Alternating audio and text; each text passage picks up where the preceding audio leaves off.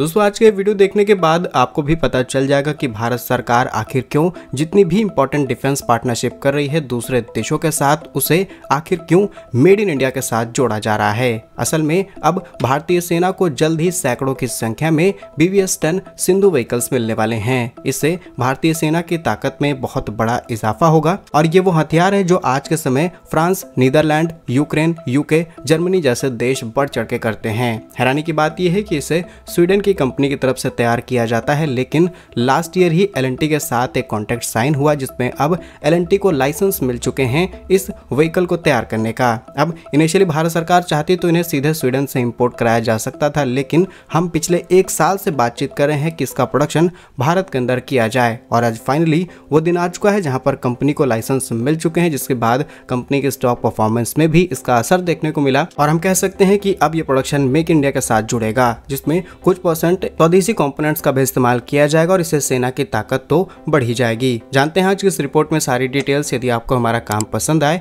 Video को like, channel को subscribe जरूर कीजिएगा, क्योंकि आपका ये छोटा सा काम आप तक ये जरूरी और सही खबरें लाने में हमारी बड़ी मदद करता है। तो फाइनली भारतीय सेना ने ऑल ट्रेन व्हीकल यानी ATV, जिसे नॉर्मली BVS-10 सिंधु व्हीकल कहा जा रहा है, इसके लाइसेंस L&T यानी कि लार्सन एंड टुब्रो को दिए जा चुके हैं। L&T इसका प्रोडक्शन हजीरा के आर्म कॉम्प्लेक्स के अंदर करने वाली है। इसमें डिजाइन, टेक्निकल शेयरिंग सारी चीजें शामिल हैं और अब आपको इस व्हीकल की खासियत बताते हैं जिसका इस्तेमाल सेना में किया जाएगा। तो BVS-10 सिंधु BVS-10 का ही एडवांस वर्जन है, जिसे खासकर भारत के जितने भी पर्वतीय, मरुस्थलीय, दलदली या फिर जलग्रम इलाके हैं वहां पर इन्हें आसानी से ऑप्टिमाइज किया जा सकता है, यानी कि एक ऐसा व्हीकल जो कि हर एक वेदर कंडीशन में ऑपरेट किया जा सकता है। यह vehicle snow, ice, rock, sand, mid, स्वयं हर एक तरीके के पहाड़ी इलाके में ऑपरेट किया जा सकता है। इसकी खासियत ये है ये तैरने में भी सक्षम है और तटीय जल में भी आसानी से काम कर सकता है। यूजुअली इस तरीके के मल्टीपर्पज व्हीकल्स बहुत कम देखने को मिलते हैं और इस चीज को लेकर के जब L&T से बातचीत की जाती है तो L&T के वरिष्ठ उपाध्यक्ष अरुण रामचंदानी के अनुसार ये MOU मेक इन इंडिया को सशक्त बनाने के लिए किया गया है और इससे भारतीय रक्षा क्षेत्र को मजबूत किया जाएगा। इसको ध्यान में रखते हुए हम मेक इन इंडिया के लिए ही काम कर रहे थे, नहीं तो डायरेक्टली हम ये चीजें इंपोर्ट करा सकते थे, लेकिन लाइसेंस के लिए भारत 1 साल का वेट कर लिया और शायद आज के समय में भारतीय सेना को ऐसे व्हीकल्स की बहुत ज्यादा जरूरत है। ऐसा नहीं कि DRDO की तरफ से ऐसे व्हीकल्स पर हम काम नहीं कर रहे हैं, लेकिन इनिशियली जो कॉम्प्लेक्सिटीज हमें फेस करनी पड़ रही हैं बॉर्डर्स के आसपास, वो ध्यान में रखते हुए इस प्रोसेस को जल्दी एग्जीक्यूट किया गया है। अच्छी बात यह है कि ये एक ऐसा व्हीकल है जिसे पहली बार टेस्ट नहीं किया जा रहा, बल्कि आज के समय Austria, France, Netherlands, Sweden, Ukraine, UK, Germany जैसे देश इसका इस्तेमाल करते हैं। अच्छी बात यह है कि इस व्हीकल का इस्तेमाल सिर्फ ट्रांसपोर्टेशन के लिए ही बल्कि ट्रांसपोर्ट के साथ साथ command and control, ambulance, vehicle service और लॉजिस्टिक सपोर्ट की तरह भी किया जा सकता है। अब इस व्हीकल से जुड़ी हुई कुछ टेक्निकल फीचर्स आपको बताएं तो इसके अंदर 2 कैबिन इंटीग्रेट की गई हैं, जिससे ये आसानी से ऊबड़ खाबड़ वाले सतह पर आसानी से चल सकता है। BVS-10 सिंधु वाहन का टोटल लोड लगभग 6 टन के आसपास है और यह 14 जवानों को एक साथ ले जा सकता है। यह वाहन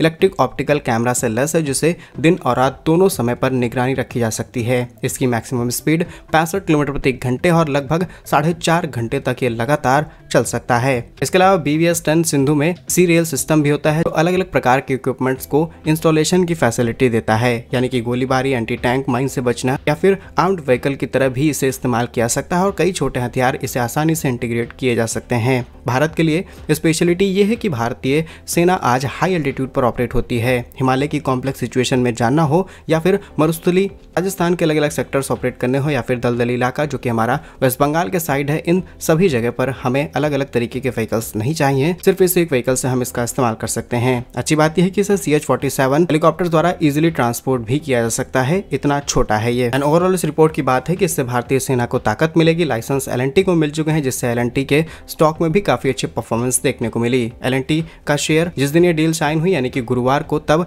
0.47% की तेजी आई, जिससे ये बढ़कर के 4018.40 रुपए के स्तर पर बंद हुआ। पिछले 5 दिनों में स्टॉक के अंदर 1.59% और एक महीने में 3.76% की ग्रोथ हमें देखने को मिली है। एंड लास्ट 6 मंथ के अंदर ऑलमोस्ट 12% और एक्यूरेटली बात की जाए तो 11.62% की तेजी देखने को मिली। बाकी भारत सरकार की इस तैयारी पर आप क्या सोचते हैं, कमेंट्स अपने जरूर लिखिएगा। भारत के ऐसे ही वीडियोस पाने के लिए वीडियो को लाइक, चैनल को सब्सक्राइब जरूर कीजिए। वंदे मातरम, भारत माता की जय।